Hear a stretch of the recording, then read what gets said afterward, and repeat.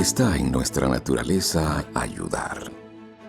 Por eso, desde hace 10 años, ayudamos a cientos de líderes empresariales a ser excelentes profesionales y mejores personas. A convivir en vínculos seguros y valiosos. Y a generar la energía, el equilibrio y la sabiduría que se necesitan para transformar el mundo que nos rodea.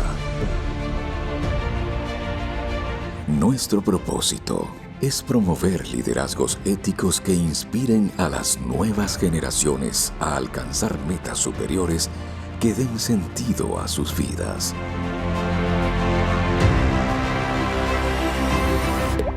Somos una poderosa plataforma regional que une y potencia el talento de mentes brillantes.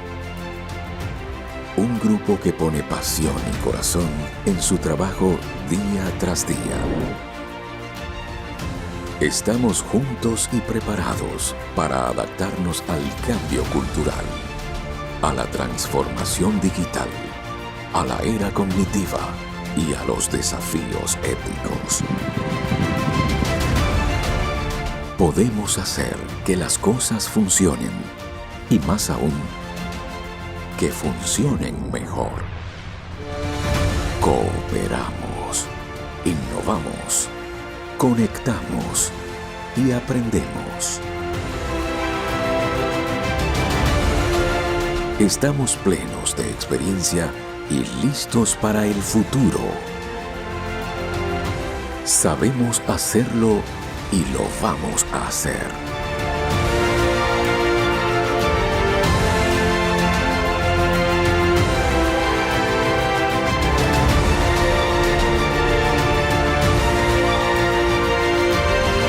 Somos Lide Argentina.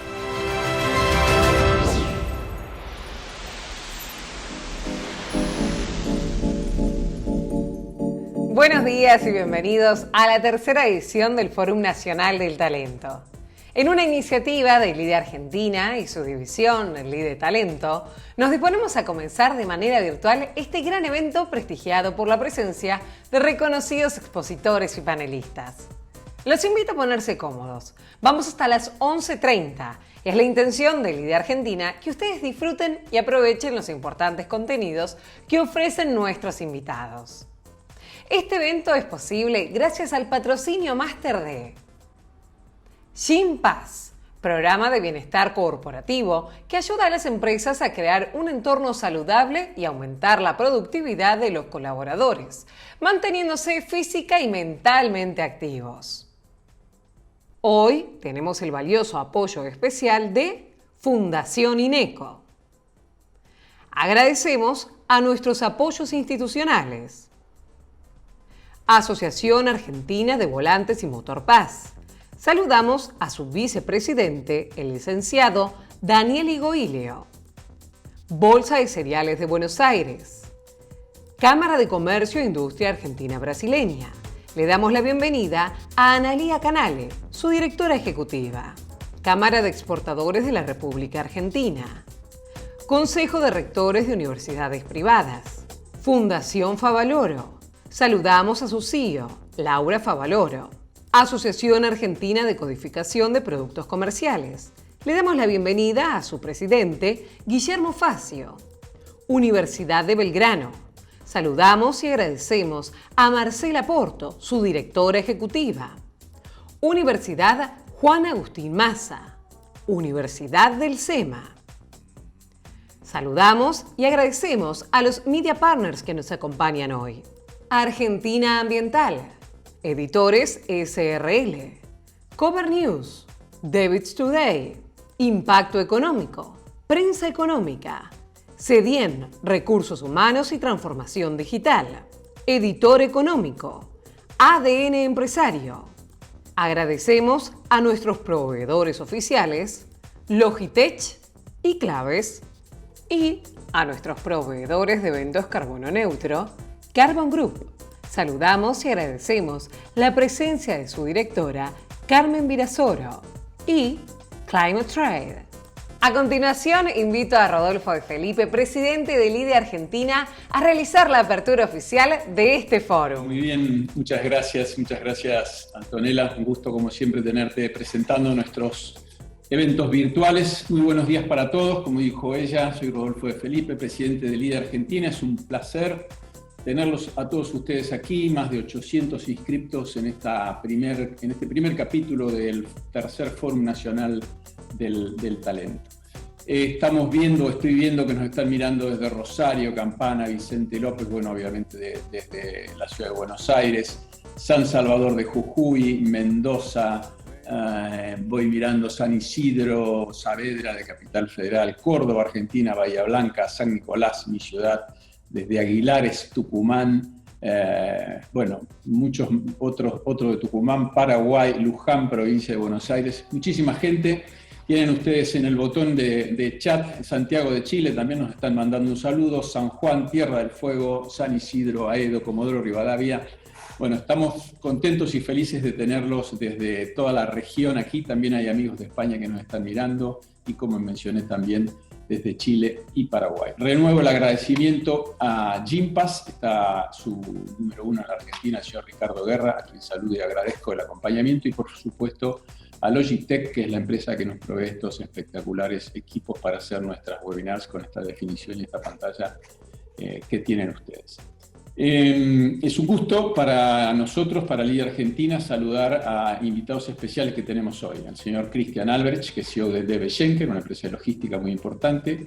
El señor Gabriel Sperandini, CEO de Pérsico, grandes y muy ricos helados de la Argentina. A María Eugenia Belic, que es gerente general de la rentadora de autos Hertz en Argentina. Juan Carlos Blanco, presidente de Sur, todos sabemos, empresa distribuidora de energía eléctrica. Bueno, a nuestra amiga María Tetamanti, CEO de Camuchi Gas. Pablo Vaquero, presidente de Gensus, grandes productores de algodón en el norte argentino. Pablo Pla, presidente del Cono Sur de una empresa de formulaciones, ingredientes, se llama Ingredion. Romina Fernández, CEO regional de Danone Nutrition Exports, y la doctora Sofía Scheid, que es presidente de Yoles Tecnologías de Paraguay. Nidia Álvarez, otra amiga, CEO de Equinor, una empresa petrolera muy importante que está instalada en la Argentina.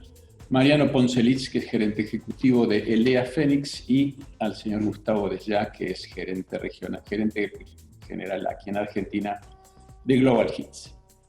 Bueno, instituciones amigas que nos están acompañando, saludo a Reinaldo Castilla, que es presidente del Instituto Argentino de Siderurgia, saludo también a Mariano Fernández Madero, que es el director ejecutivo de la Asociación Argentina de Marketing, esta prestigiosa institución, y otra prestigiosa institución, señor Enrique Mantilla, que es presidente de la Cámara de Exportadores de la República Argentina. También a la gran cantidad de miembros de la IDE Argentina que nos están acompañando e integrantes de nuestro Comité de Gestión y Consejo Consultivo. 2 nuevos miembros tenemos desde nuestra última actividad, el señor Michael Erickson, que es CEO de Arla Foods, una empresa que trabaja con el suero de la leche, hace productos a partir de eso, y Rosana Techima, que es directora general de CNP Seguros, una gran empresa aseguradora de Brasil. Como mencionó Antonella, nosotros tenemos el orgullo de poder decir que todos nuestros eventos son y serán en el futuro también eventos carbono neutros, es decir, que todas las emisiones de carbono que generamos en la realización de este evento son compensadas. Realiza las mediciones la empresa Carbon Group y compensa con bonos de carbono Climate Trade, que es la empresa que nos acompaña, las 2 empresas que nos acompañan para nuestras actividades y para colaborar como gesto fuerte respecto del cuidado ambiental. Bueno, muy bien, vamos ahora sí al contenido que nos reúne, que nos convoca en esta mañana, y en el que todos tenemos grandes expectativas, por eso mencioné la gran cantidad de inscriptos, que es el valor de la emoción y la salud mental de las empresas. Como subtítulo lo hemos puesto, habilidades y talentos para ser competitivos ante una nueva realidad. Es clave, entiendo yo, que comprendamos la importancia de poner encima de la mesa, sin minimizarlos, sin subestimarlos, sin prejuicios, sin tabúes, los problemas de salud mental en tiempos de pandemia, en tiempos de peste, en tiempos de crisis sanitaria como la que tenemos ahora. La única manera de atravesar este difícil presente es estar preparados para los desafíos del futuro. Y es diseñando o implementando estrategias que entiendan a la salud en un todo integral. La salud de punta a punta, como un hilo de plata en el que uno enhebra un montón de otros aspectos de su vida. El COVID-19 dejó más que claro que el rol que las compañías que las competencias organizacionales e individuales tienen para atravesar una situación y salir fortalecido de ella.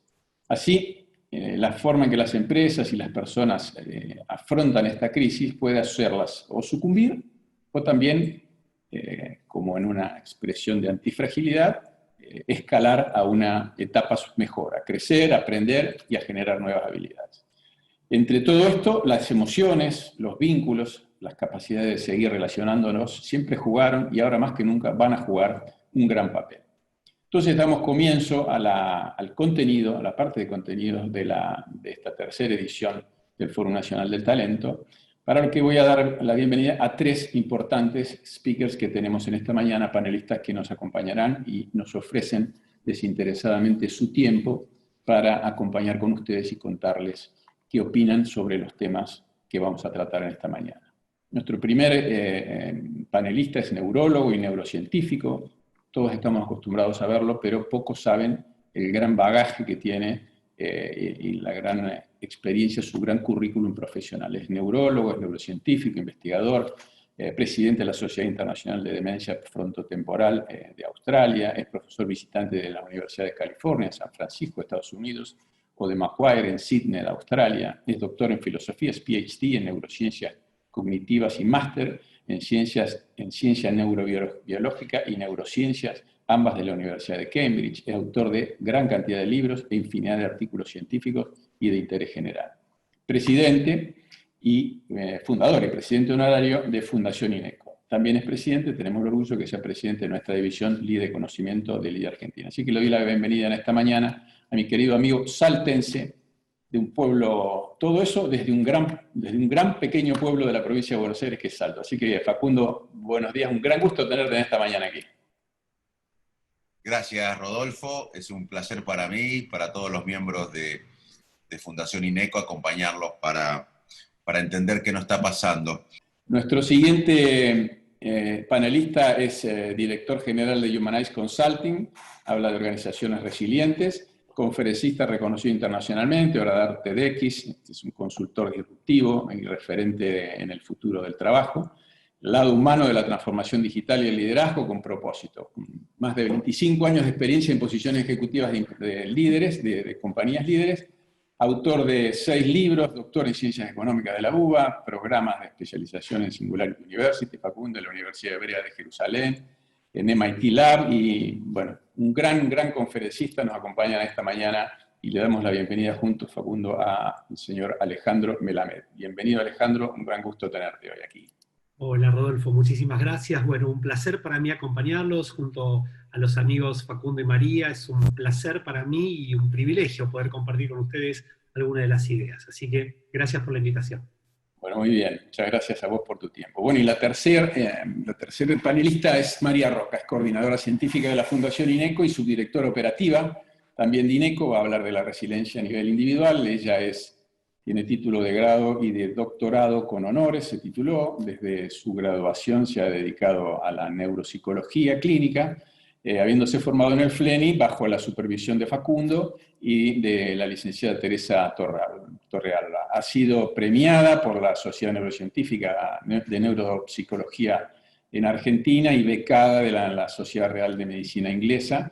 Otra gran expositora, una muy buena profesional. Le damos la bienvenida entonces a la doctora María Roca también. Bienvenida, María. Muchas gracias por la invitación, muy contenta también de estar acá y de formar parte de semejante panel y contenta también con todos los presentes, así que nada, esperemos poder darles información que les sea de utilidad a todos ustedes. Nuevamente gracias. Bueno, muy bien, los despido, te despido María, te despido Alejandro, nos quedamos con Facundo, que vas a hablar unos 15 minutos, Facundo también, vas a contarnos sobre el contenido, así que hay muchísima expectativa por escucharte como siempre, es un placer y quedamos atentos. Facundo. Gracias nuevamente a LIDE por la invitación para reflexionar sobre los desafíos que enfrentamos y sobre cómo afrontarlos. Esta pandemia es una crisis de salud, por supuesto, pero también, como ustedes saben, es una crisis económica, social, es un golpe al orden internacional, es una crisis política, ideológica, y también es una crisis moral. Nuestra área de trabajadores de la salud en todo el mundo se enfrentaron, se enfrentan y se enfrentarán con los dilemas morales de otorgar recursos a algunas personas en desmedro de otros. Pero los recursos y los dilemas morales no solo están en el área de salud, sino los dilemas morales existen en otras áreas. Y esta crisis de salud económica, social, humanitaria, geopolítica, ideológica y moral produce, nos guste o no, un impacto en nuestras emociones, en nuestros comportamientos individuales y comunitarios. Una parte importante de nuestro bienestar mental es aceptar los sentimientos negativos. Repito, una parte del bienestar, una parte integral del bienestar humano es aceptar las emociones negativas. ¿Y qué nos está pasando? Bueno, un estudio de la Fundación INECO de más de 10.000 personas en todo el país, desde el inicio de la pandemia cuarentena, porque no se puede separar, vimos en todo el país que aumentaban los síntomas de ansiedad casi inmediatamente. La ansiedad es un miedo anticipatorio. El miedo es los cambios corporales que tenemos cuando hay una amenaza real, cuando vemos la amenaza. Pero cuando anticipamos la amenaza, cuando la imaginamos, es un miedo anticipatorio que llamamos ansiedad. Y obviamente al inicio de la cuarentena, pandemia, había muchos síntomas de ansiedad que se mantuvieron en el tiempo, porque hicimos otro análisis al día 72, pero se habían agregado síntomas de angustia, de ánimo caído. ¿Y por qué pasa esto? Bueno, muchas personas, es lógico, todos lo sabemos, no hay que ser especialistas, están perdiendo el trabajo, se están empobreciendo, no pueden alimentar a su familia, tienen incertidumbre laboral, económica. Pero aún lo que tenemos el privilegio de poder alimentar a nuestra familia esta noche, también estamos afectados, todos estamos afectados, porque en el mundo hay una sincronización de emociones hoy, casi como por primera vez en la historia, les diría. Porque en la Segunda Guerra Mundial y en otros desastres, una batalla en el norte de Francia repercutía en la Patagonia Argentina en el diario una semana más tarde. Ahora, por las redes sociales, online, instantáneamente, vemos la amenaza, el dolor en otra parte del mundo de forma casi instantánea. Así que estamos todos sincronizados con las mismas emociones. Y una cosa que vimos en el estudio es que todos tenemos una cierta fatiga cognitiva, una fatiga mental, que explicaría estos síntomas de ansiedad y también de angustia, estos síntomas de ánimo caído. Y les voy a explicar por qué estamos fatigados, aunque muchos de nosotros tengamos resuelto cómo comer esta noche y seamos privilegiados en ese sentido. Porque hace meses que todos, y ni hablar la gente que está con inseguridad laboral, económica, alimentaria, pero a todos nos pasa porque hace meses que nosotros venimos haciendo cosas que no hacíamos. Por ejemplo, tenemos que, cuando vemos a alguien, frenar el abrazo. Eso requiere un esfuerzo mental. O sea, estamos haciendo cosas que no hacíamos y eso requiere un esfuerzo mental. Y los recursos cognitivos, los recursos mentales son limitados. Nosotros no tenemos recursos cognitivos o mentales ilimitados. Y además de hacer cosas que no hacíamos, por ejemplo, frenar el abrazo, lavarlo las manos permanentemente, etcétera, etcétera, no hacemos las cosas que hacíamos. Y eso también, no frenar las cosas que hacíamos, requiere un gasto cognitivo, un gasto mental. Así que el esfuerzo sostenido por regular nuestras conductas dentro de un rango displacentero, más tarde o temprano nos agota, alcanza una fase de agotamiento, que es lo que está pasando ahora, y por eso también se explican muchos síntomas de ansiedad y de angustia. Por ahora pueden ser transitorios, pero si no hacemos nada se pueden cronificar. Y ustedes saben que el mayor recurso de un país son las habilidades cognitivas, emocionales y sociales de los ciudadanos, como el mayor recurso de una empresa son los recursos sociales, emocionales y cognitivos de los miembros de la empresa o de la comunidad. Así que todo lo que estamos viviendo pone a prueba nuestra capacidad de autorregulación. No hacer las cosas que hacemos siempre y hacer aquellas que habitualmente no hacemos requiere un gran esfuerzo mental y produce fatiga cognitiva. También la incertidumbre se convirtió en un factor clave en todo lo que estamos viviendo y en los síntomas que podemos padecer. El esfuerzo o la energía mental por negar o afrontar la incertidumbre consume mucho de nuestros recursos cognitivos y nos provoca ansiedad y agotamiento. El alargamiento de la pandemia, de la cuarentena, la imposibilidad de predecir cuándo terminará todo esto, junto a resultados inciertos en el orden de la salud. Ayer tuvimos un setback en una vacuna, pero también en otros terrenos, especialmente en el económico, aumentan el desgaste cognitivo-emocional. Y aparecen síntomas de estrés crónico, angustia, ansiedad, agotamiento, frustración, desapego, confusión, ira, menor rendimiento. El miedo, la preocupación por nuestra salud, por la salud de nuestros seres queridos, puede afectar los patrones del sueño, la alimentación, puede empeorar problemas de salud crónicos que una persona tiene, puede empeorar las condiciones de salud mental previas si alguien estaba estresado o angustiado previamente. ¿Y qué podemos hacer? Bueno, brevemente, muchas cosas. Nosotros somos seres sociales. Si me preguntan a mí, Facundo, ¿cómo definirías en 2 palabras al órgano más complejo del universo que es nuestro cerebro? Me animaría a definir el órgano más complejo del universo en 2 palabras diciendo que es un órgano social. Necesitamos conectarlos con los demás. Por eso el virus agarra lo mejor de nuestra especie, la capacidad de generar vínculos, y lo usa a nuestra contra. Pero debemos bypassear esto. Tenemos que cumplir el distanciamiento físico, pero estar conectados socialmente como estamos ahora por la tecnología.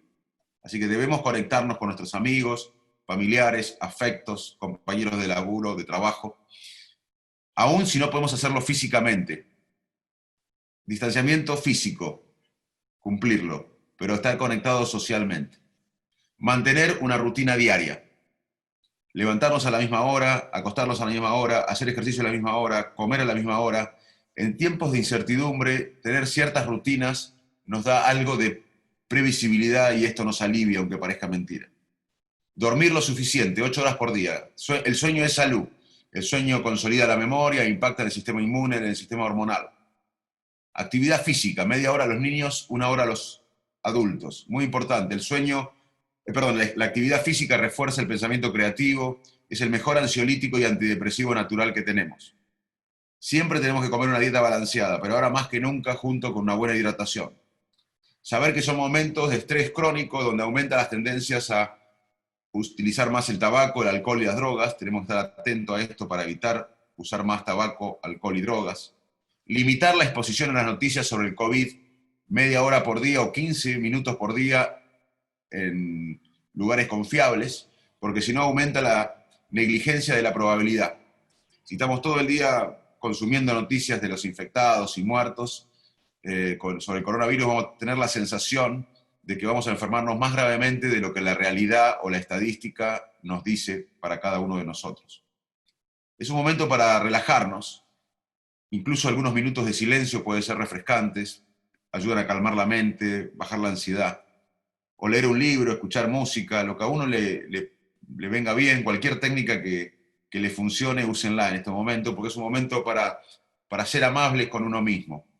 No es el momento para criticarnos. Si uno engorda unos kilos, no pasa nada. Si uno rinde menos que antes de la pandemia o que la pospandemia, no pasa nada. Establecer prioridades, no vamos a poder hacer todo.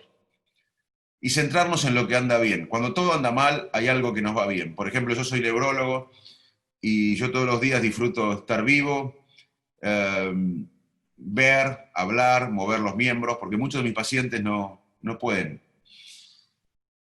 Así que cuando todo anda mal, algo anda bien en la vida y tenemos que centrarnos en lo que va bien. Mantener las cosas en perspectiva, esto va a pasar, el ser humano le va a ganar otra vez a un virus, quizás vamos a tener largos meses por delante, largos meses, vamos a tener que aprender a convivir con el virus. Yo no veo una vuelta a la normalidad hasta el 2022, más allá que el año que viene surja la vacuna, alguna vacuna va a surgir, pero mientras se inmuniza la gran cantidad de la población y volvamos y quede atrás la pandemia, yo creo que vamos a hacer en fines del 2021 o 2022, ojalá que antes, por más que aparezca la vacuna en el primer semestre o antes del año que viene. Así que mantener las cosas en perspectiva, vamos a tener que convivir con el virus, vamos a vivir largos meses con todo esto. Si no puede ser pan para hoy, hambre para mañana, podemos decepcionarnos. Como lo hicimos, o lo hicieron muchos argentinos quizás con el inicio de la pandemia, que se pensaban que con la cuarentena estricta el virus no iba a llegar, y luego se decepcionaron. Mantener las cosas en perspectiva es importante, saber que le vamos a ganar al virus, esto va a pasar, pero vamos a convivir con el virus por varios meses. Si alguien cree en algo, es el momento de creer. Usar una brújula moral o espiritual como apoyo es crítico en estos momentos, no importa en qué uno cree. Respirar es muy importante. Cuando uno está estresado, ansioso, la respiración se hace más tensa, más corta. E inspirar profundamente, contando hasta 7, controlar la respiración, contando hasta 6, mantener la respiración, contando hasta 6, y exhalar profundamente. Haciendo esto repetidamente, podemos bajar inmediatamente y en forma gratuita, muy disponible, la ansiedad y el estrés. Practicar mindfulness es una técnica de meditación, mindfulness, que la ciencia moderna ha tomado para aumentar el bienestar, para potenciar el bienestar de las personas. Mindfulness básicamente significa estar atento al presente sin juzgar, con curiosidad, con una mente abierta. Dejar que aparezcan los pensamientos tóxicos y dejarlos ir como una nube, o como las nubes. Un cerebro atento al presente, sin rumiar acerca del futuro o revisar el pasado. Un cerebro atento al presente es un cerebro más feliz y más productivo. También hacer algo por los demás es muy importante. El altruismo ayuda al que ayuda, pero nos ayuda a nosotros. El altruismo impacta y activa los sistemas de placer de nuestro cerebro, como las drogas, el asado con chimichurri, la pizza, el sexo. Todo lo que nos da placer activa un circuito de recompensa en el cerebro, liberando dopamina. Y también el altruismo. El altruismo nos hace felices, además que hacemos felices a quien ayudamos. Pero lo que quiero decirles también es que más allá del dolor y el sufrimiento que estamos atravesando, una adaptación posible, positiva, puede pasar. En situaciones graves y críticas, muchas personas y también muchas comunidades, muchas sociedades, desarrollan resiliencia. La resiliencia es la capacidad que tenemos para enfrentar un problema, atravesarlo y fortalecernos.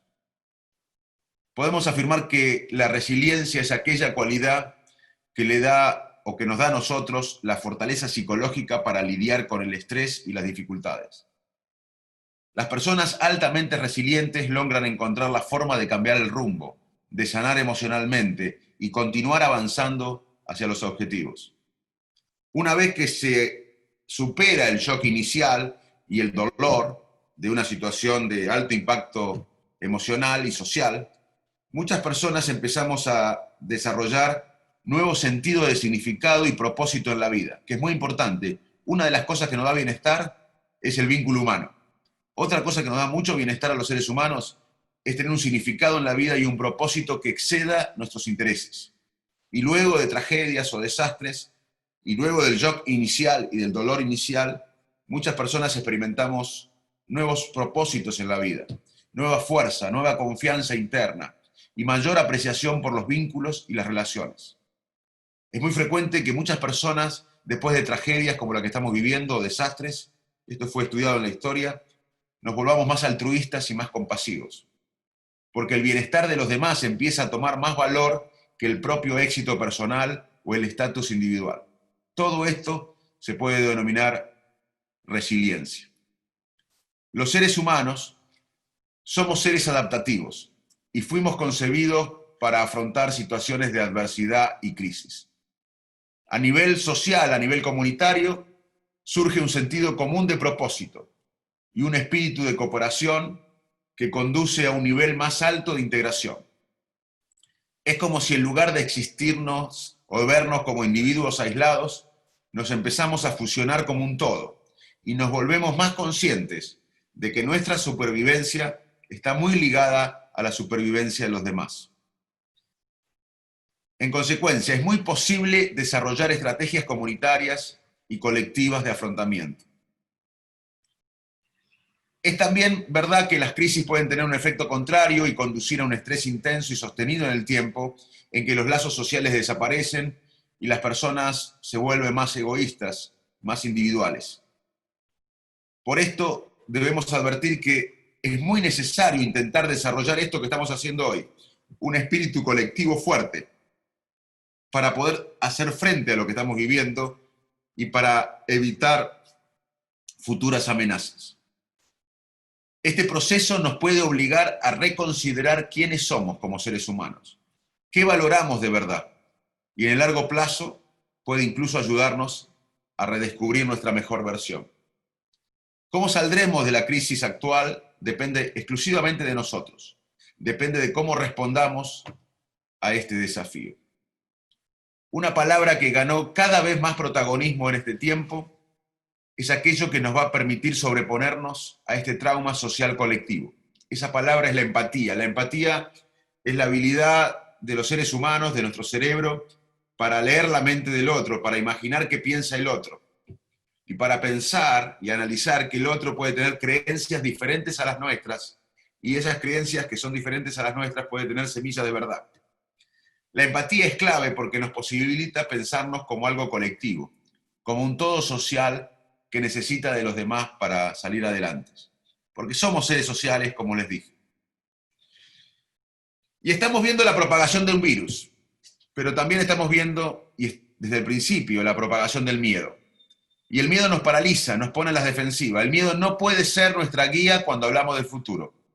Y frente al miedo, frente a la política del miedo, está la política de la cooperación. Las palabras claves para el futuro, en mi opinión, son resiliencia, empatía, colaboración, inteligencia colectiva y un sentido de propósito que exceda nuestros intereses. Esta crisis, más allá de todo el dolor y sufrimiento que está causando y que va a causar en los próximos meses, es una oportunidad también para desacelerar, para ser creativo, aún más creativo, para volvernos menos egocéntricos y para cambiar actitudes.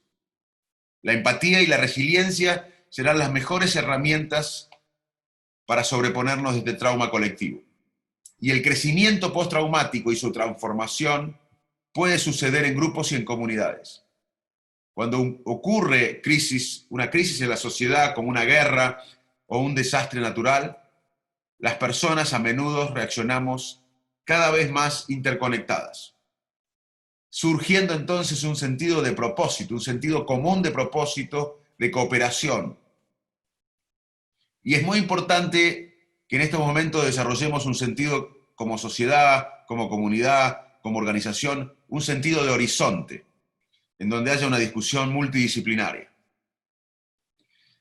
Y la empatía también es clave, porque la empatía correlaciona con liderazgo, más que el coeficiente intelectual, incluso más que la inteligencia emocional. La inteligencia emocional es la capacidad de reconocer nuestras emociones. Yo ahora estoy celoso, estoy envidioso, con ira, con ansiedad, alegre. La capacidad de evaluar mi emoción y de evaluar la emoción en el otro, o de reevaluar mi emoción o trabajar mi emoción, es inteligencia emocional.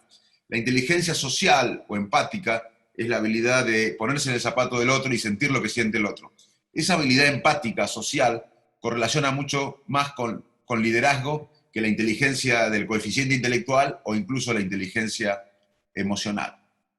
Así que nos enfrentamos a una experiencia novedosa, amenazante, impredecible.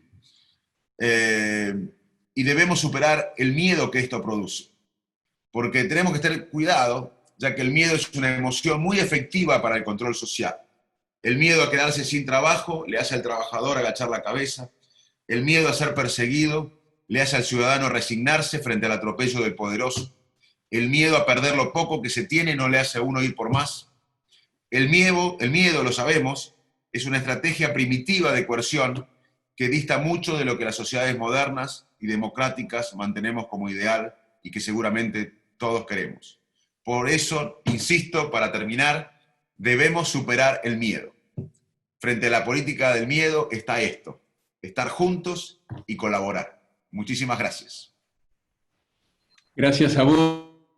Rápidamente te hago 2 o 3 y después tu mensaje final, tu call to action, que valoraremos todos seguramente. Carlos Alberto Paz hace referencia a la gran cantidad de intercambio de información a través de la explosión exponencial de redes sociales, WhatsApp, Webex, sistemas digitales de comunicación, etcétera, etcétera.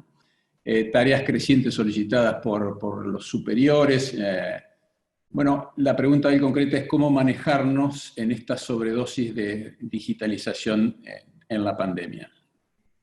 Es importante esta pregunta porque antes de la pandemia, si ustedes me escuchaban, yo decía que en 10 años o 15, lo premium, la comida orgánica o algo parecido a la comida orgánica, una delicatessen, iba a ser el contacto humano. O sea, esto lo decía previo a la pandemia, porque la tecnología es bárbara, todos sabemos, no voy a discutir acá el potencial que tiene, saben todos que soy un defensor de la nueva revolución industrial, que no solo cambia lo que hacemos, sino nos cambia a nosotros, es una fusión de lo biológico, de lo físico, de lo digital. Yo soy científico, neurólogo, trabajo todo el día con la tecnología, así que más allá de eso decía que vamos a volver al humano, porque en miles de años nosotros no sobrevivimos y prevalecimos en el mundo, en nuestro planeta, con respecto a otras especies por el físico, porque tenemos un físico que no es tan bueno como algunas otras especies, o tenemos menos fuerza, tampoco prevalecimos por la fuerza, prevalecimos por la capacidad de vivir en grupos complejos que desarrollamos en miles de años. Y vamos a volver a eso. Yo estoy seguro que en los próximos años vamos a valorar mucho el contacto humano.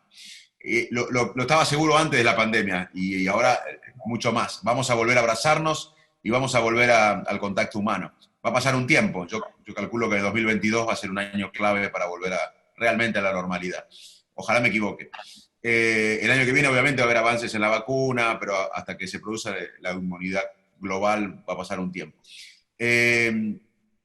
Así que yo veo que la tecnología nos da la sensación de estar todo el día, por ejemplo, si alguien está en esta reunión y además está mandando WhatsApp, está haciendo multitarea, tiene la sensación que es más productivo, pero en realidad es menos productivo. Va a entender menos lo que hablamos y posiblemente se equivoca en la ortografía del mensaje o le envía a otro el mensaje. O sea, la multitarea impacta en nuestra producción, 7 puntos en nuestro coeficiente intelectual, más o menos. Tenemos la subjetiva sensación de que somos más productivos, pero somos menos productivos cuando estamos con la multitarea. Yo dije en la charla que un cerebro atento al presente es un cerebro más feliz y más productivo.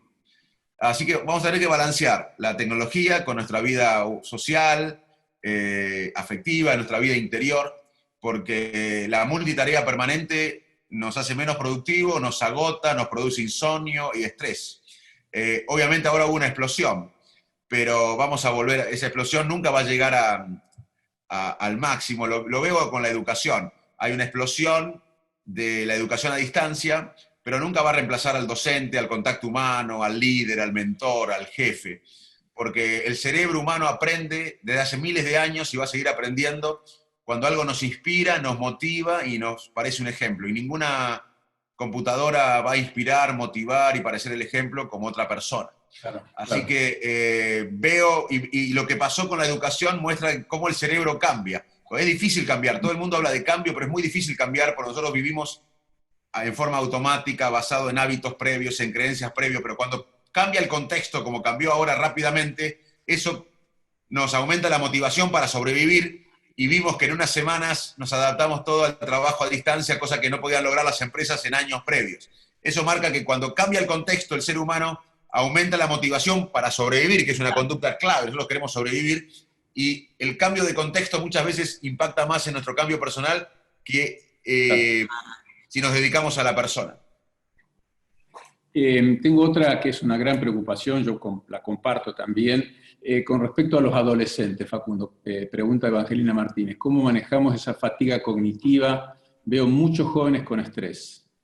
Muy buena pregunta. En el estudio de INECO que hicimos, encontramos que los 7 u 8 de los chicos, de los adolescentes, tenían síntomas, no diagnóstico, porque el diagnóstico se hace en una entrevista personalizada, pero síntomas de ansiedad, de angustia, 7 u 8 de cada 10 adolescentes y niños. Y esto coincide con un estudio que se hizo en la epidemia del sudeste asiático en el 2000 y en un brote de Toronto.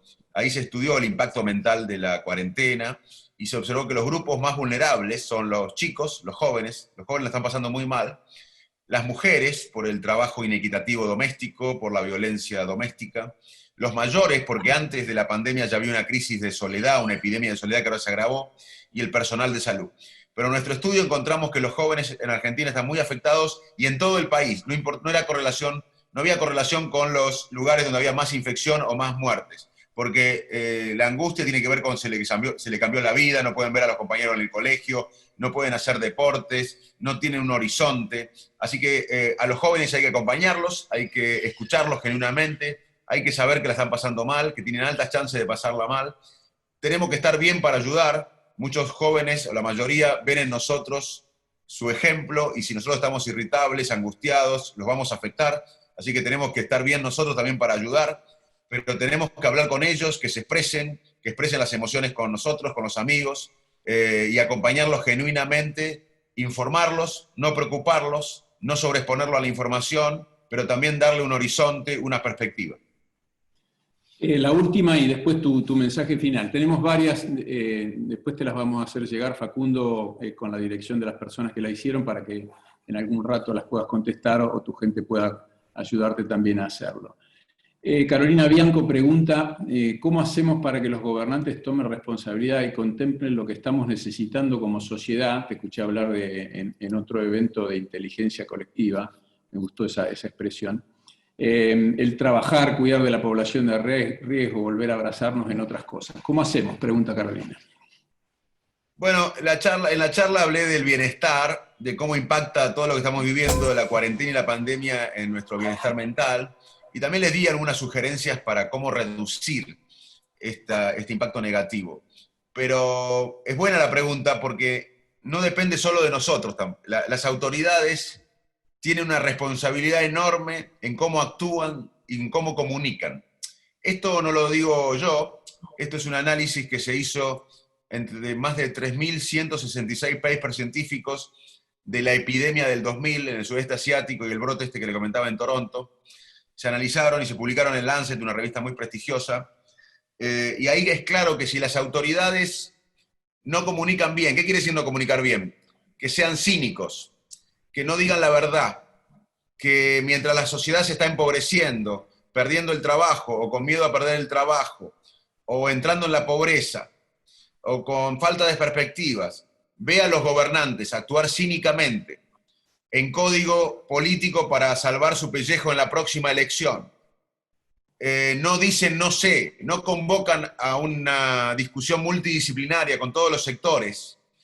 Eso nos produce a nosotros más angustia y ansiedad. O sea, es muy importante exigirles y también que las autoridades sepan que tienen que comunicar en forma clara, transparente, honesta, sin oportunismo político, sin cinismo, porque además se le va a volver en contra. De hecho, vemos que en todo el mundo muchas autoridades están perdiendo credibilidad. Salió también un artículo en The Lancet, más recientemente, sobre cómo la forma que comunican los líderes puede ser un boomerang incluso para ellos. Así que yo les recomiendo que transmitan la información en forma clara, honesta, que digan no saben, que actúen por el bien común, no de acuerdo a sus intereses personales, a su próxima elección, porque eso puede, si la sociedad que se está empobreciendo, que está inestable laboralmente, que tiene preocupaciones económicas, que algunos están entrando a situaciones de emergencia alimentaria, ve a los políticos o a la dirigencia en su mundo, pensando para ellos y aislado de la sociedad, eso, y no transmiten en forma honesta, eso nos angustia más. Así que hay cosas que podemos hacer nosotros, pero hay cosas que deben hacer las autoridades para nuestro bienestar mental. Así es. Muchas gracias, Facundo. Con tu mensaje final te despido. Bueno, sé que tenés poco tiempo, pero y valoramos muchísimo en Líder Argentina tu aporte. Quería pedirte tu mensaje final, que es tan importante para todos nosotros. Bueno, esta pandemia ha despertado a muchos no podemos echarle la culpa de la pandemia a la desigualdad económica crónica de la Argentina, a la pobreza crónica de la Argentina, a la malnutrición, a la desigualdad en el acceso a la educación, a la desigualdad en el acceso a la salud, a la desigualdad, al trabajo formal. Lo que ha mostrado esta pandemia que las viejas formas de hacer las cosas no funcionan más. Hay que repensar la reconstrucción nacional y ahí tenemos una responsabilidad individual y colectiva, pero para eso necesitamos una respuesta innovadora y honesta, porque las fórmulas conocidas hasta ahora no funcionan. No podemos enfrentar esta crisis y cambiar la tendencia decadente crónica de la Argentina con las mismas prácticas de siempre. Necesitamos un despertar moral y ético en nuestro país. Y ahora no es el momento para pensar en pequeño. Ahora no es el momento para las mañas de la vieja política. Tenemos por delante todos una enorme responsabilidad. Y esa enorme responsabilidad puede paralizarnos, pero también puede ser un estímulo, un impulso para salir de la zona de confort y liderar con el ejemplo. Tenemos una deuda de inspiración y modelo con las nuevas generaciones en la Argentina. En nuestro país, los jóvenes desconfían de la política y desconfían de las instituciones. No ven a la educación como camino a la movilidad social ascendente. Ser joven hoy en nuestro país es un gran desafío, pero debemos insistirle en que no aflojen, que tienen un rol central, un rol protagónico en la reconstrucción nacional. Los jóvenes no tienen que aceptar las cosas como están, no tienen que conformarse. Y como siempre ha ocurrido en los momentos clave de la historia, depende que los jóvenes y que de todos salgamos y reescribamos lo que sea posible. Y quiero decirles que soy optimista, porque la Argentina nunca ha hecho lo que debía hacer para desarrollarnos. Acá hicimos de todo, pegamos volantazo de un lado al otro, pero nunca hicimos un proyecto de desarrollo que exceda una administración. Hoy más que nunca necesitamos un proyecto estratégico de país, una visión común de país que no pertenezca a un grupo o a una coalición, sino que todos nos sintamos partes, como fue la democracia en los 80. En el 83, yo me acuerdo, tenía 14 años, y no importa si uno era peronista, radical, socialista, de derecha, conservador, pobre o rico, todos nos sentíamos parte de un proyecto democrático. Y 30 años más tarde, no es perfecta la democracia, pero funciona. Hemos resistido alzamientos militares, crisis económicas, tenemos esa política de Estado que conseguimos todos juntos. Hoy es tiempo de una nueva política de Estado que ya no es democracia, sino es el camino al desarrollo. Y eso es más inversión en salud, en educación, en nutrición, en ciencia, en tecnología, en innovación y en vincular todo el conocimiento que genera el talento humano y el conocimiento al sector productivo. En Argentina nunca hicimos esto.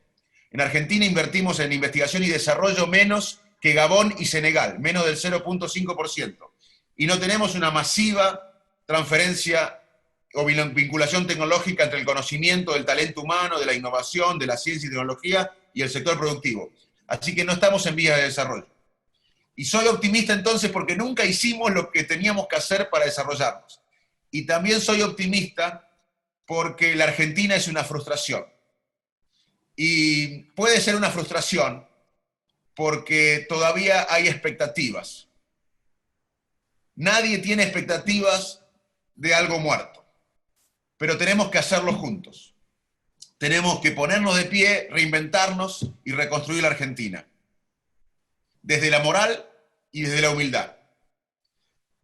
Y quiero terminar citando a Mariano Moreno, su definición sobre la patria, y de por qué tenemos que hacerlo, porque esta es nuestra patria. Y nuestra patria, para mí, es levantarme a la mañana y no saber dónde estoy. Yo cuando vivía en Estados Unidos o en Inglaterra, siempre me levantaba, estaba cómodo en las universidades, en los hospitales, pero sabía que no estaba en mi lugar. La patria es levantarnos y sentir que estamos en nuestro lugar, no preguntarnos a dónde estamos.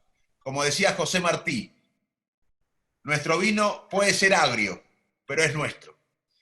Y Mariano Moreno decía, y acá les quiero resumir por qué es la lucha de nuestra vida, porque vamos a recordar esta etapa por siempre. Mariano Moreno decía, allí donde partir es imposible, donde permanecer es necesario, donde nunca se está del todo solo, donde cualquier umbral es la morada, allí donde se quiere arar y dar un hijo, allí donde se quiere morir, allí está la patria. Muchas gracias. Muchas gracias, Facundo. Muchas gracias a vos. Gracias a Nos vemos todos. pronto, imagino el aplauso de toda la gente que te está mirando. Yo tengo ganas también de aplaudirte por tu exposición. Te agradezco mucho tu tiempo y seguimos esta mañana con un gran amigo tuyo también, Alejandro Melamed, que va a continuar hablando de resiliencia para las organizaciones. Gracias, Facundo, que tengas una buena mañana. Abrazo y le para doy todos. la bienvenida a Alejandro Melamed. Ya mencioné su importantísimo currículum. Él es un gran profesional que ha transitado por el mundo de la empresa, por el mundo de la academia. Alejandro nos va a hablar de organizaciones resilientes. Bienvenido, Alejandro. Hola, gracias Rodolfo, muchísimas gracias. Bueno, interesantísimo todo lo que comentaba Facundo, y vamos a tratar de poner en horizonte las cosas que nos transmitía Facundo, para tratar de comprender de qué manera toda esta situación, todo este contexto que estamos viviendo, nos impacta a cada uno de nosotros en las organizaciones en las cuales nosotros desarrollamos nuestras actividades. En este sentido, creo que lo primero que tenemos que entender es que la síntesis del concepto de Facundo es que estamos todos nosotros en un ambiente, en un contexto que es absolutamente VUCA. ¿Por qué VUCA o VICA en español? Porque es cada vez más volátil, más incierto, más complejo y más ambiguo. Como bien explicaba Facundo, esta ambigüedad, esta incertidumbre nos genera una serie de procesos internos a cada uno de nosotros que obviamente nos impactan negativamente. Ahora, ¿cuál es el inconveniente que tenemos? El inconveniente es que ahora esta volatilidad, incertidumbre, complejidad y ambigüedad es exponencial.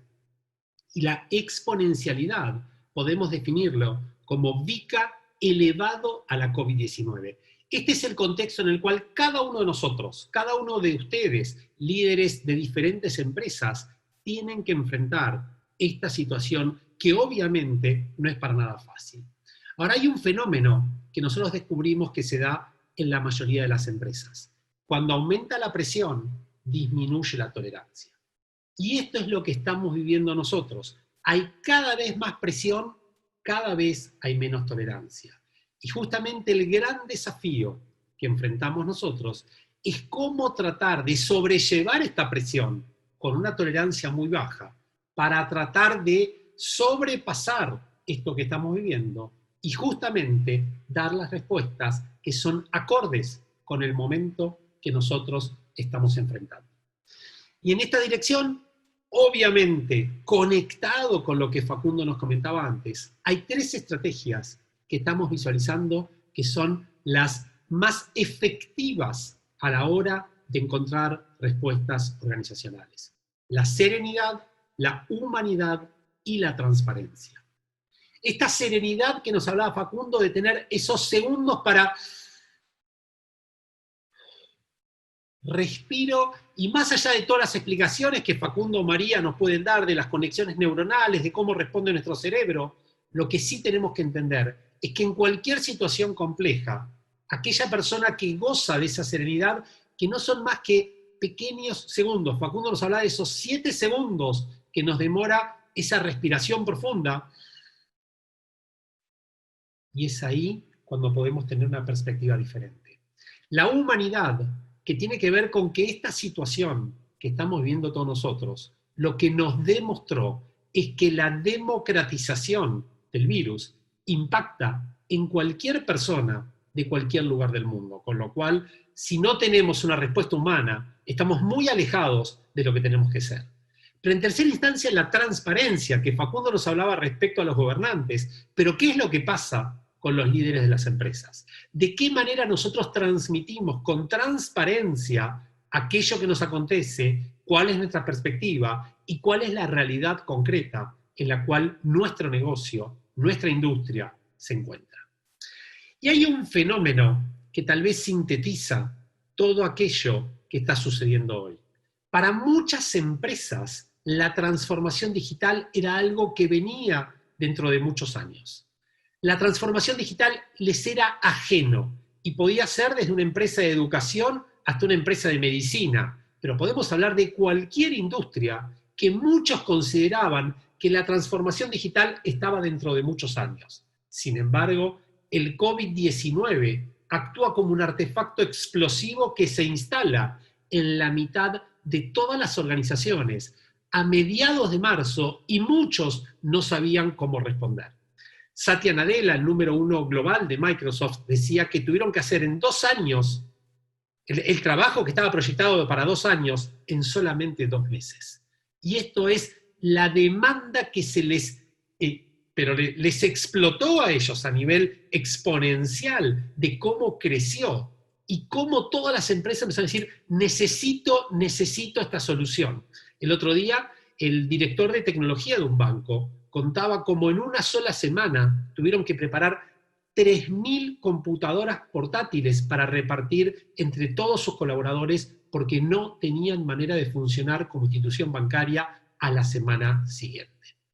Ahora, en función de esto, lo que quiero comentarles es cuáles son los modelos de reacción que se han visto en nuestras latitudes y de qué manera las empresas han podido responder ante esta demanda inmediata que tuvieron de generar algún modelo que les permitiera enfrentar una situación tan compleja. Y lo primero que tenemos que transmitir es que la mayoría no estaba preparado. Cuando uno revisa los planes de negocio, y mi actividad es trabajar con las principales organizaciones de Latinoamérica, nos damos cuenta que ningún plan de negocios consideraba la posibilidad del COVID-19. Por una sencilla razón, porque el COVID-19 se empieza a mencionar recién, a fines del 2019, y todas las empresas en ese momento ya tenían presentados y aprobados sus planes de negocio. Entonces, yo les quisiera presentar el siguiente gráfico, donde tomando en cuenta 3 factores, tecnología, cultura y procesos, podemos ver cuáles son los distintos esquemas de reacción de las diferentes compañías. Y tenemos por un lado lo que se llaman las compañías paralizadas. Las paralizadas son las que entraron en pánico, este miedo que decía Facundo se les instaló en su cabeza y se paralizaron absolutamente, con tecnología inexistente o nula, con una cultura absolutamente tradicional e inflexible y con procesos absolutamente rígidos e inmodificables. Hay otro tipo de compañías un poquitito más avanzadas que son las que se llaman radioteatro. Son las que se enojaron con la situación, con una tecnología básica, elemental, con una cultura jerárquica en silos, y lo que intentaron hacer es recrear lo presencial en lo virtual, con las consecuencias que nos podemos imaginar. Después están las compañías avanzadas, que vieron esto como una oportunidad, donde tenían tecnología habilitante, ya tienen tecnología compartida, una cultura colaborativa de aprendizaje permanente y con la capacidad de adaptar sus procesos. Y tenemos también compañías que son full digitales, que son aquellas que tuvieron inclusive la capacidad de modificar su logo en solo 48 horas, donde vieron esto como una oportunidad estratégica, como una ventaja estratégica, con tecnología distribuida y virtual, son digitales absolutamente y con procesos dinámicos. ¿Qué implica esto?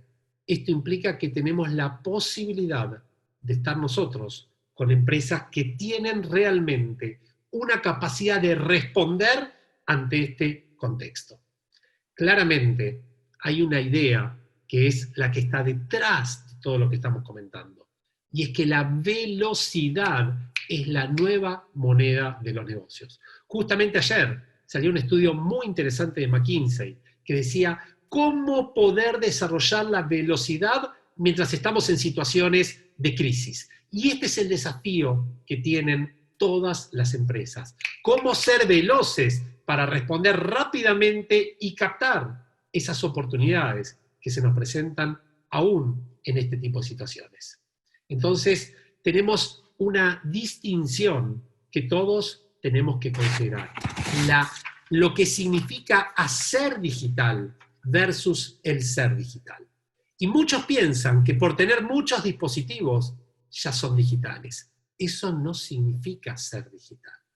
El ser digital tiene que ver con cuestiones que van mucho más allá de la cantidad de dispositivos con los que contamos. El ser digital es transformar justamente esto que nos mencionaba Facundo, y a lo cual María va a profundizar después, que es transformar el mindset, la mentalidad. Esta mentalidad que es cómo pensamos, cómo sentimos y cómo nos comportamos.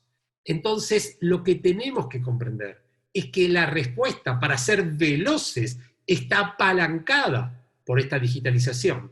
y de qué manera nosotros podemos trabajar. Y acá entonces está la gran transformación digital, el gran tema que hoy tienen todas las compañías como enorme desafío para transitar. ¿De qué se trata la transformación digital? No es tecnología, es convertir las actividades, los procesos, las capacidades e incluso tu modelo de negocio a partir de la aplicación de las tecnologías. Pero fundamentalmente es un cambio humano, no es un cambio tecnológico, es cambiar los procesos, las capacidades, cómo trabajás, cómo interactúas, cómo te conectás con todo tu ecosistema para poder responder a esas demandas crecientes. Pero ¿qué es lo sorpresivo? Para muchos estamos hablando de una revolución, y esto hoy es la normalidad. Aquellos que veían, bueno, en algún momento voy a generar esta transformación, hoy en día es lo normal y habitual, es la manera normal y habitual de hacer negocios.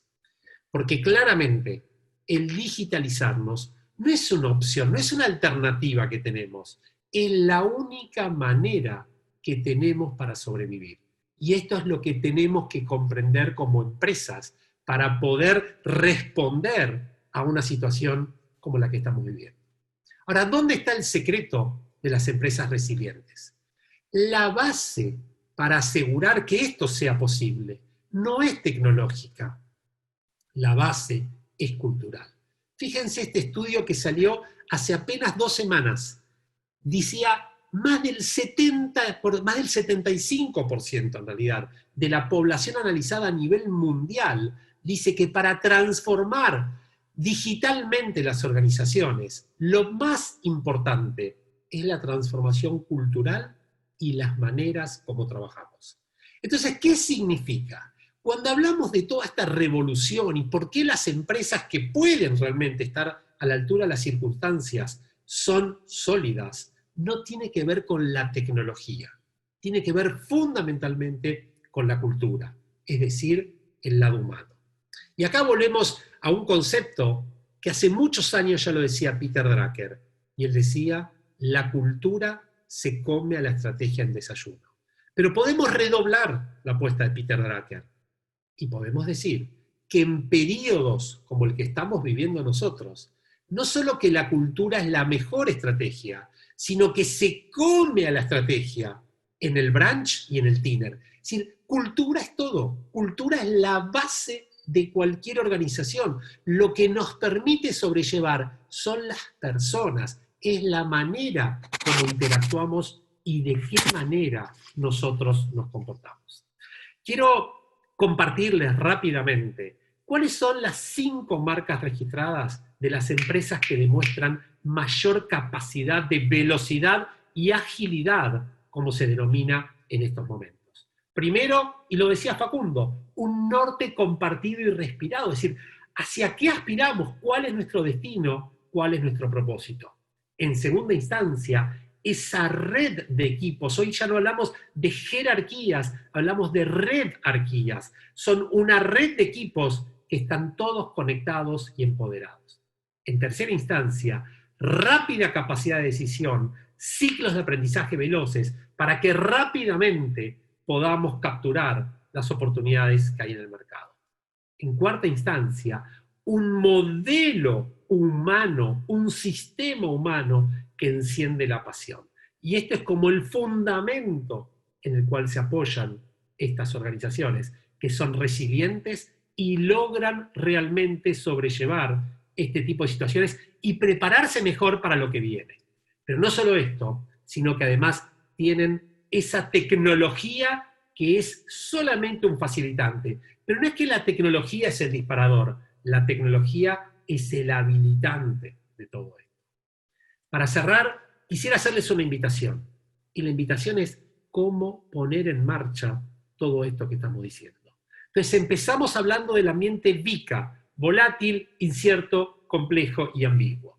La Universidad Tecnológica de Singapur nos da una luz en el camino y nos dice, a la volatilidad la enfrentamos con visión y con velocidad. A la incertidumbre, en inglés esta frase es con U, por eso van a ver acá un poquitito la desconexión. A la incertidumbre la enfrentamos con esta poco ortodoxia, como vimos todos hace muy poquito en Netflix la serie, y con el entendimiento. A la complejidad la enfrentamos con claridad y con creatividad. Y la ambigüedad, nosotros tenemos el antídoto, y es la agilidad y la agudeza.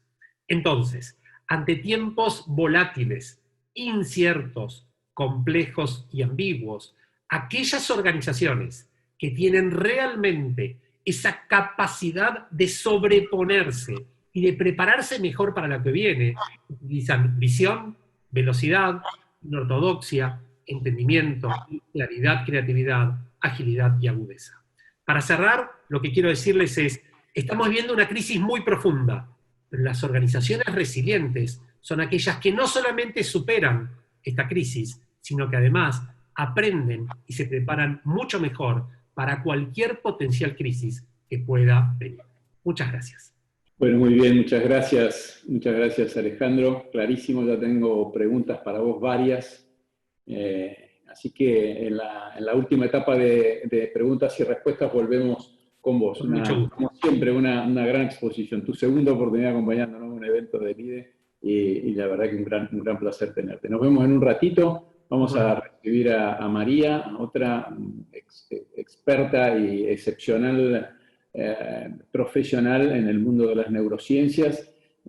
María, un gusto tenerte con nosotros. Bueno, para mí obviamente es un honor estar acá con este panel de expertos tan importantes. Yo trabajo con Facundo desde el año 2003, trabajo en clínica y en investigación y me tocó hoy básicamente contarles qué es lo que dice la ciencia con respecto a qué es lo que se puede construir de esta resiliencia, ¿no? Primero, qué de esto viene con nosotros, si la resiliencia es innata o si puede aprenderse, y en el caso de que pueda aprenderse, cuáles son las cosas que la favorecen, tanto a nivel personal, y si lo favorecen a nivel personal, sin duda lo harán también a nivel organizacional.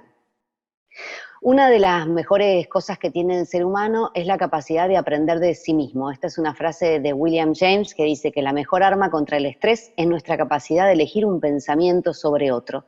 Esto es algo que el resto de las especies no puede hacer con tanta facilidad. Lo que estamos pasando sin duda es un momento difícil y que pone a la resiliencia una vez más en el centro de lo que ocurre. Pero nosotros tenemos esta habilidad de reflexionar acerca de lo que pasa y ver cómo desarrollar habilidades para poder enfrentar esta tan complicada situación. Básicamente, como dijo Facundo, nosotros no somos ni el animal más fuerte, ni el más rápido, ni el que se protege más del frío. Somos el animal, sí, más social, sin duda, pero también el animal que más se ha podido adaptar a los cambios que el ambiente ha propuesto. En este sentido, nosotros como especie, nosotros como seres humanos y nuestro cerebro está preparado para adaptarse frente a los cambios. Ahora, los cambios que nos está pidiendo el COVID-19 realmente son muchos y esto puede generar, como decía Facundo, sintomatología relacionada con ansiedad, estrés o depresión. Entonces, fomentar la resiliencia, revisar un poco, porque mucho se habla de ella, pero a veces no se toman en concreto las definiciones y qué cosas podemos hacer para fomentarlas es realmente importante. Esta es la definición formal de la resiliencia, la que se suele usar en los ámbitos científicos, que dice que es la capacidad y los recursos que tienen algunas personas o sociedades de sortear los obstáculos que se presentan y salir fortalecidos de estas experiencias. El término proviene de la física, haciendo referencia a aquellos objetos que uno puede apretar y vuelven luego a su forma original, pensando quizás que es un desafío, que es algo traumático lo que ocurre y sin embargo podemos aprender de ese desafío. Yo agregué en esta definición empresas, básicamente por el auditorio, que creo que para ustedes esto es interesante. No es solo una capacidad o recurso que está únicamente en las personas, sino que también está en las organizaciones según cómo pueden afrontar la situación tan particular que estamos viviendo. Sin duda, esta capacidad de enfrentar un problema y salir fortalecido, salir con nuevas habilidades. Yo siempre cuento que en estos últimos meses aprendí cosas como no había aprendido nunca, ¿no? Desde editar videos, usar distintos programas para teleconferencias, para telemedicina, digo, todo eso es un valor que se va a quedar conmigo de acá en adelante, ¿no? Entonces, esta capacidad de enfrentar una situación, sacar lo positivo de ella y obtener valores que te van a acompañar de aquí en adelante es lo que se llama resiliencia. Originalmente el término se asoció en la psicología para personas que vivían situaciones traumáticas y que sin embargo aprendían de ellas.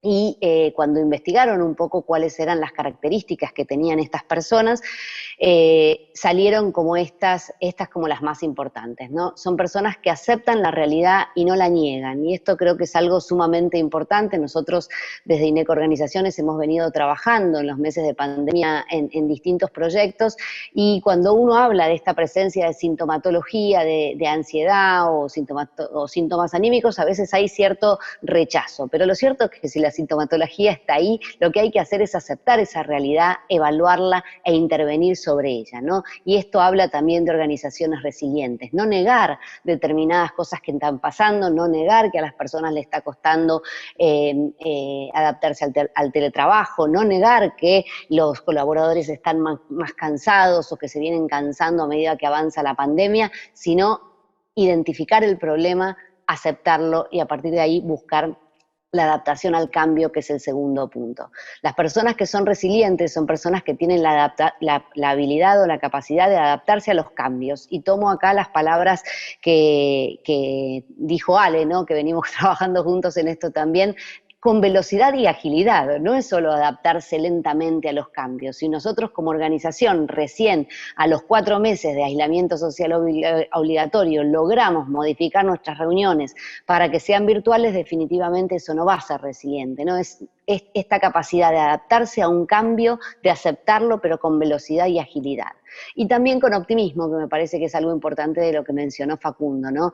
Lo que viene a decir la neurociencia es que la forma en que pensamos afecta la forma en cómo nos sentimos y la forma en que actuamos. Entonces, pensar con optimismo, obligarnos a ver el lado positivo de lo que está sucediendo, sin duda va a cambiar nuestra conducta y nuestra posibilidad de enfrentar el problema. Y ustedes pueden decirme, María, pero ¿qué lado positivo? Bueno, podemos encontrar muchos y hay que hacer ese ejercicio. Uno aprende a encontrar el lado positivo. Por ejemplo, decir, aprendí nuevas habilidades, aprendí nuevos programas de computadora que me van a llevar más adelante, aprendí nuevas formas de regular mis emociones, aprendí nuevas formas de convivir con mi familia. Todas estas cosas son cosas que pueden verse como positivas y que sin duda nos van a ayudar o ayudan a las personas resilientes a enfrentar los problemas. Otra de las cosas que tienen las personas resilientes y también, por supuesto, las organizaciones, esto se puede trasladar, es que son independientes y presentan alta autoestima, confían en sus capacidades, ¿no? Y buscan las soluciones de manera independiente, es decir, no quiere decir que no busquen colaboradores, pero sí tienen esa fuerza, ese drive, esa motivación de buscar las soluciones de manera independiente. Otra de las grandes cosas es el tener un fuerte sistema de apoyo social con relaciones positivas y respetuosas. Desde la neurociencia, si hay algo que sabemos, es que no hay nada mejor para el bienestar que la conexión social. Conexiones sociales significativas, personas con las que tengamos una relación, que generan además estímulos afectivos y estímulos intelectuales. Esto es fundamental para cualquier aspecto del bienestar y definitivamente para poder sacar esto positivo de las situaciones complicadas. Y además tienen esta capacidad de encontrarle algún propósito a lo que les está pasando o a la vida. Esto Facundo lo mencionó, si son personas que creen en algo, definitivamente es el momento para utilizar estas creencias, porque encontrarle un sentido que vaya más allá del aquí y ahora, tener la atención en el aquí y ahora, pero entender que lo que nos está pasando, que cuidarme a mí es cuidar a otro, por ejemplo, o encontrar el sentido de aprendizaje como sociedad con respecto a lo que nos está pasando, es otra de las características de las personas resilientes. No me quería olvidar de decir esto de la velocidad y la agilidad para resolver los problemas. Y una de las grandes preguntas que se hacen en las neurociencias es si la resiliencia, si se nace resiliente o se aprende a ser resiliente, ¿no? Si se construye la resiliencia o ya la tenemos o no la tenemos. Y esto obviamente se pregunta a nivel individual, pero también es bueno concluir con respecto a las organizaciones, ¿no?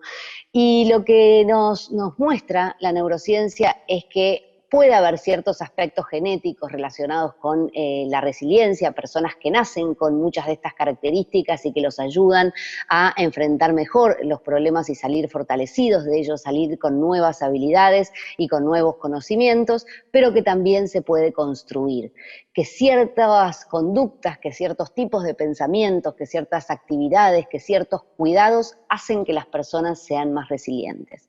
Y de esto es en lo que yo quería destinar la última parte de mi charla o de mi tiempo, de contarles cuáles son esas cosas que ayudan a construir la resiliencia. Uno, aceptar los cambios. Como dije, el cerebro humano está preparado para adaptarse a los cambios. Fíjense cómo nuestras vidas cambiaron de un día para el otro, cambió nuestra forma, en mi caso, de atender pacientes, de hacer investigación, de relacionarme. Empezamos, como digo, a trabajar con otros ambientes, con organizaciones, y aprender de esos cambios, ¿no? Aprender tanto cosas nuevas o habilidades, como dije hace un rato, pero también aprender qué nos dicen de nosotros esos cambios y que nos ayuden a conocernos más. Esto que decía William James, nosotros podemos reflexionar con respecto a nosotros mismos. Entonces, ver cómo nos enfrentamos a una situación como esta, cómo regulamos el estrés, si podemos aprender nuevas formas de regulación emocional o de regular el estrés. Entonces, el primer punto es no negar los cambios, aceptarlos y pensar qué puedo aprender de esta situación. Otro gran punto es el realismo, tener proyectos para solucionar rápida y ágilmente ese desafío o ese problema, pero con una meta realista, porque si no lo que genera es obviamente un gap entre la posibilidad y la realidad. Si nosotros pretendemos no tener ningún colaborador con síntomas de ansiedad o con síntomas anímicos, vamos por mal camino. Lo que hay que hacer es saber quiénes los tienen, identificarlos y actuar sobre ellos, que esto es lo que hemos hecho en algunos de los proyectos. Y si no, dar las herramientas a los líderes para intentar saber y conocer en detalle cuáles son las sintomatologías que tienen que estar atentos, qué cosas promueven el bienestar, esto que estamos haciendo ahora, conocer qué es lo que tengo que hacer yo y qué tengo que hacer con mi equipo. Y esto tiene que tener, como decía, cierta cuota de realismo, de no negación de la realidad, sino buscar metas alcanzables. Si no conocemos qué tan realistas son nuestras metas, interactuar, colaborar con especialistas en bienestar, en salud mental, en los ámbitos que nos preocupen para poder construir justamente proyectos que tengan la cuota necesaria de realidad. Enfrentar los problemas, no ser ciego a ellos, obviamente es algo en lo que en general a las organizaciones no les gusta mucho hablar, del tema de las emociones y de la salud mental, pero de vuelta, mirar para otro lado no va a hacer que desaparezca. Entonces, enfrentar los problemas con autoconfianza y no paralizarse, ¿no? Ale decía esto de las distintas formas que han tenido las organizaciones de enfrentar la situación y hay algunas que se paralizaban. Bueno, esto es lo que no hacen las personas resilientes y es lo que tenemos que buscar hacer si es que queremos construir la resiliencia. Entonces, tomar acciones decisivas, tomar decisiones, no ignorar los problemas que no van a desaparecer mágicamente y confiar en uno mismo y en sus colaboradores. Otro de los grandes temas es la regulación emocional. Las emociones son positivas, inclusive las negativas como la ira y el miedo tienen un rol de protegernos. Si yo tengo miedo de algo, eso es porque me están diciendo que algo para mi bienestar se está poniendo en juego y que yo tengo que estar más alerta. Para eso está el miedo, para eso está la ira, para eso está el asco, para decirme, son como detectores de relevancia que te dicen que algo importante para vos está pasando. Suprimir una emoción tiene efectos negativos para la salud cardiovascular y para la salud emocional. Por lo tanto, no es una buena alternativa. Lo que hay que buscar es regulación emocional. Técnicas de regulación emocional hay muchas con mucha evidencia científica. En determinados proyectos hemos dado particularmente técnicas de regulación emocional como la que mencionó Facundo, quizás con la respiración, muy claras, muy concretas, que pueden ayudarlos a ustedes y a sus colaboradores, ¿no? Entonces, entender que la emoción parece inmanejable, pero no lo es, puede regularse, no tiene que suprimirse, puede regularse, y la psicología y las neurociencias tienen clara evidencia de técnicas simples y concretas que funcionen. Entonces, esta es otra de las formas para construir la resiliencia. Otra de las cosas que yo les dije es que los pensamientos impactan en nuestras conductas y en nuestra manera de ver las cosas, ¿sí? Un estado de ánimo positivo hace que tomemos decisiones menos basadas en el detalle, que sobreestimemos las consecuencias positivas de una acción, y lo opuesto pasa con los estados de ánimos negativos. Cuando nosotros estamos tristes, solemos prestar mucha atención a los detalles y solemos sobreestimar las consecuencias negativas de una acción, ¿no? Entonces, conocer cómo es que funciona nuestra mente, cómo estos sesgos pueden impactar en nuestra manera de decidir es fundamental. Y entender que estos pensamientos afectan nuestras decisiones y afectan nuestras conductas. Y en lo que a situaciones como las que estamos viviendo, tan difíciles respecta, es importante tener una visión optimista, ¿no? Esto que decía Facundo, ver el cambio como una posibilidad de aprender sobre mí, una posibilidad de aprender sobre mis colaboradores, una posibilidad para encontrar nuevas áreas de trabajo, una posibilidad para aprender como sociedad. Esto también es muy importante, preguntarse frente a cualquier situación desafiante, ¿qué es lo que puedo aprender de esto? Ocuparse de uno mismo, una manera de tener un escudo contra el estrés, es tener actividades placenteras y relajantes, y que se ocupen y que nos cuiden a nosotros. Básicamente, lamentablemente, con el aislamiento social obligatorio, muchas de las cosas que nos daban placer, juntarnos con amigos, salir a comer, pueden haber desaparecido, y entonces nuestra vida se transformó en nuestro hogar, nuestras responsabilidades del hogar, nuestras responsabilidades del trabajo, nuestras responsabilidades como líderes sin brújula, ¿no? Que lo vuelve más complicado, y quizás han quedado afuera de nuestras vidas ciertas actividades de placer. Es muy importante volver a meterlas de la manera que sea, buscar formas de encontrarnos con nuestros afectos virtualmente, buscar nuevas cuestiones de interés, hacer ejercicio físico. Facundo lo mencionó, pero también lo quiero decir, el ejercicio físico libera en nuestro cerebro un factor que se llama factor neurotrófico derivado del cerebro, que es como un fertilizante neuronal, básicamente fertilizante para las conexiones neuronales. Así que el ejercicio físico nos ayuda a regular las emociones, nos ayuda a estar más atentos, más alertas y tomar mejores decisiones. Y ya dijo también Facundo esta cuestión, fortalecer las buenas relaciones. Somos seres completamente sociales, y una de las variables que más explica el bienestar y la ausencia de sintomatología, como la que yo mencionaba, es la conexión social.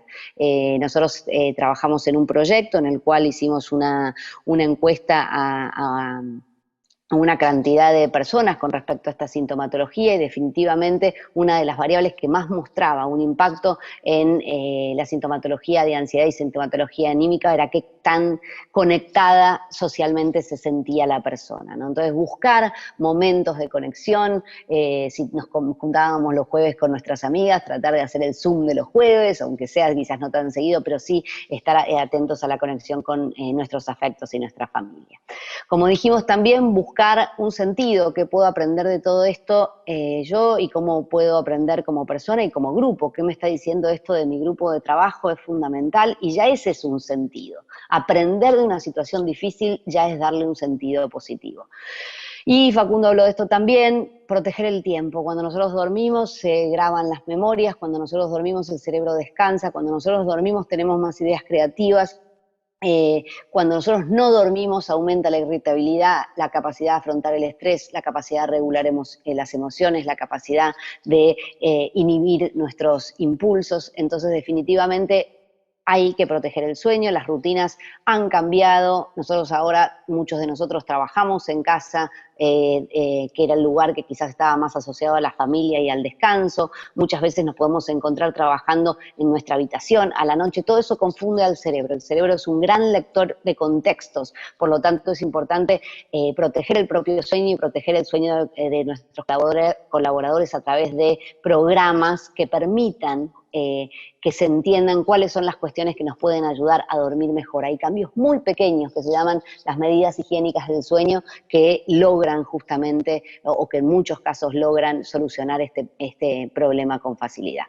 Entonces, para ir terminando, cómo esto se aplica a su posición de líderes, ¿no? Porque más allá de lo que les pueda servir de esta charla para ustedes como personas, también es importante que les sirva como líderes, cómo construir entonces equipos resilientes, equipos que puedan enfrentar esta situación y salir fortalecidas de ellos. Bueno, cuidar su regulación emocional, tanto dándoles estrategias de regulación emocional o aprendiéndolas ustedes. Digo, una de las maneras que más aprende el ser humano es viendo cómo otra persona realiza determinada cosa, así que esto es algo importante. No asustarse frente al cambio. El cambio es algo que ha sido siempre parte de la evolución humana y seguirá haciéndolo. No voy a mentir, nos están pidiendo demasiados cambios, pero venimos bien.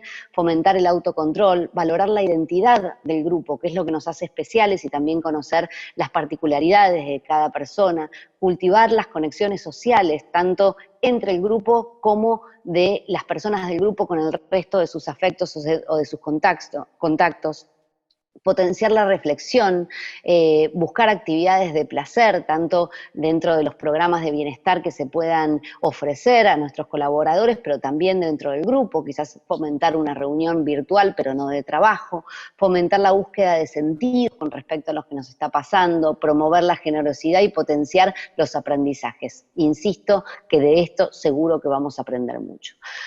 Y ya de vuelta, ahora sí, para cerrar del todo, esto es una frase de una nota que escribimos con Ale hace ya algún tiempo. Lo que está ocurriendo con el COVID-19 impacta de lleno, no solo en la salud física de las personas, sino también que afecta de forma clara y contundente su salud mental.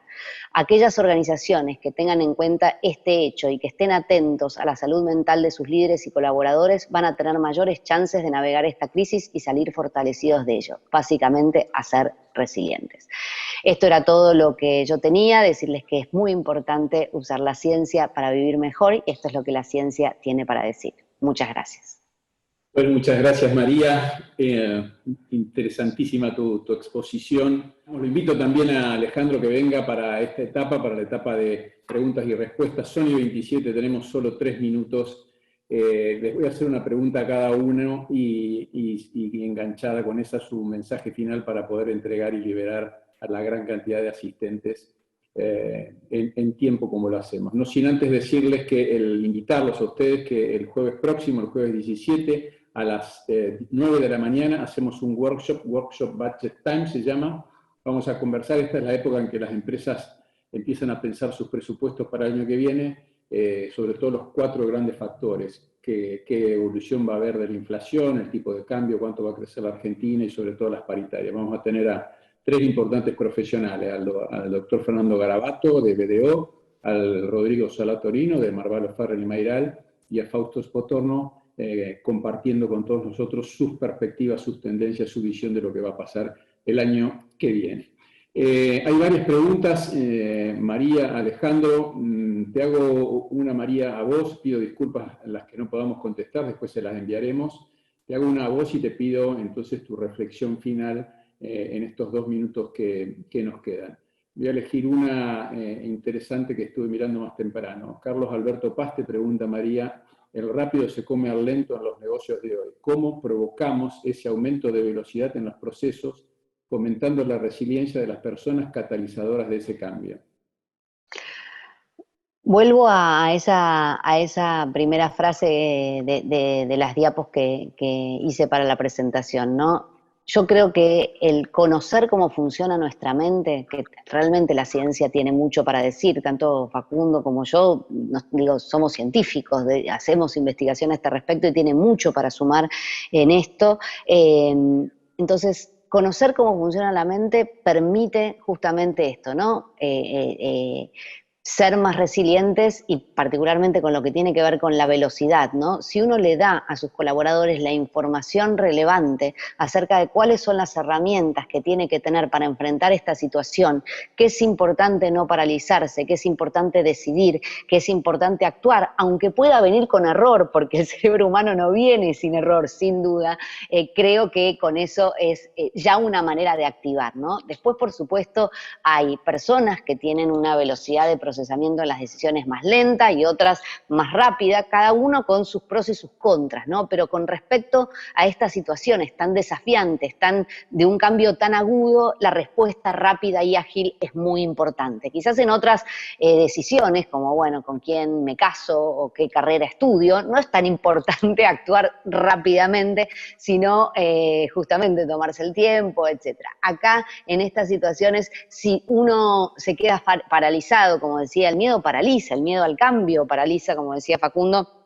eso pasa a ser un problema, porque la acción tiene que ser ahora, si no la acción va a tener que ser tarde, ¿no? Entonces, mi sugerencia para fomentar la resiliencia y esta agilidad y velocidad es darles a los colaboradores y a los líderes, para poder transmitir a los colaboradores, herramientas de cómo funciona la mente, que se formen en eso. La mente es el mejor recurso.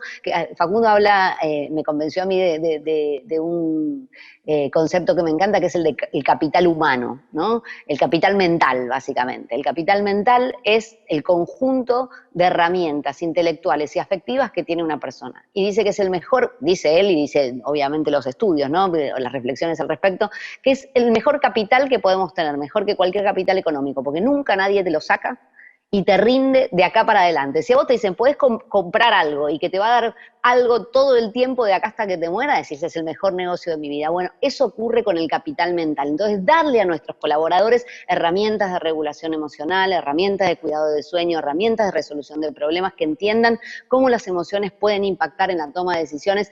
Hay contenidos para trabajar en eso y que los pueden ayudar mucho. Muy bien, muchas gracias, María. Estamos un minuto pasados. Contestaste algunas preguntas, 44 preguntas, imposible contestarlas a todas, se las enviaremos para que ustedes las respondan. Alejandro, cierro con una pregunta que viene desde Perú y tu mensaje final. Elías Antoinette pregunta si en una empresa tienen instalada la cultura digital, sin embargo su estrategia no va ligada, ya que los consumidores no están acostumbrados a ello. ¿Cómo podríamos abordarla? Bien, bueno, muchas gracias. Primero, una pequeñísima reflexión. Espero que no haya gente de la FIP mirando esta conferencia, porque si el capital mental es tan importante, nos van a cobrar un impuesto al capital mental. María, espero que no des ideas. Bueno, a ver. Bien. Y aparte no se agota nunca, con lo cual, bien. A ver, respondiendo a este punto, mi reflexión es que todo es parte de un sistema. Es decir, no puede haber cosas que estén desconectadas. Entonces, tu cultura tiene que estar conectado con tu estrategia. La lógica es estrategia, estructura, gente, pero la cultura es como el nervio central. Entonces, creo que lo que hay que hacer es trabajar a partir de este nervio central que alimenta tu estrategia hacia adentro y hacia afuera. Bueno, muy bien, muchas gracias a los dos. Un gran gusto, Alejandro, María, bueno, saludo a Facundo también, ya le escribí recién por WhatsApp.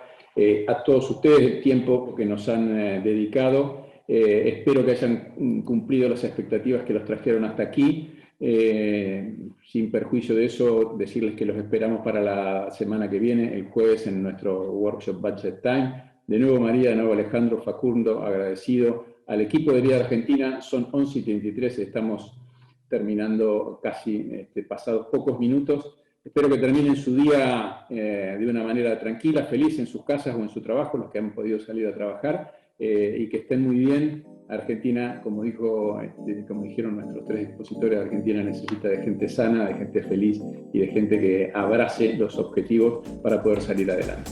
Muchas gracias, nos vemos la semana que viene. Que estén muy bien.